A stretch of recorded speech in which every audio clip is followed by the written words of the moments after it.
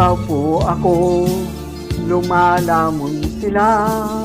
Masasaya itong aking mga kaibigan.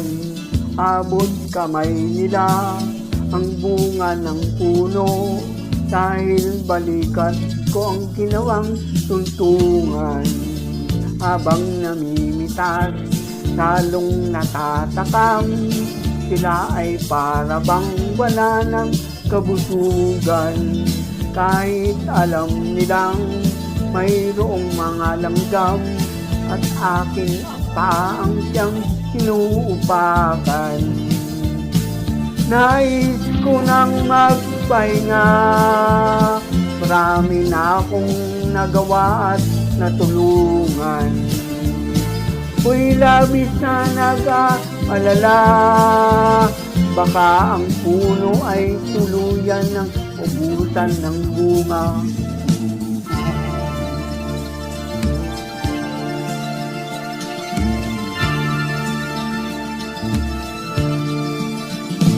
Nakaupo ako, nagbabantay sila. Ang mga aso ko'y laging maasahan. Hindi ko lang alam ang binabantayan. Ito bang puno o itong aking upuan?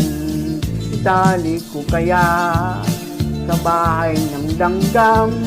Maglilingkod ba o maghari-harian? Masasagot lamang ang malaking tanong kapag ako ay nawala ng lubusan. Nais ko nang magpahinga, marami na akong nagawa at natulungan. Ako'y labis na nag-aalala, baka itong mga aso ay maulol at magwala.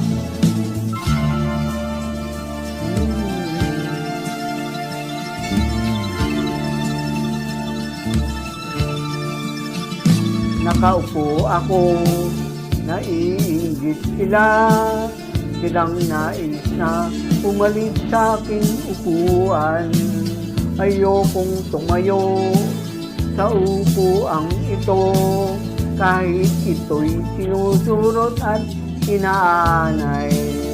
Ang upuang ito ay para sa bantay ng puno ang binubungay kayamanan. Nangangamba ko kung uupo sila, baka ang puno ay lalong mapabayaan. Nais ko nang magpahinga, marami na akong nagawa at natulungan. Ako'y labis na nag-aalala, marami ang magtutulakan, makuha lang ang aking upuan.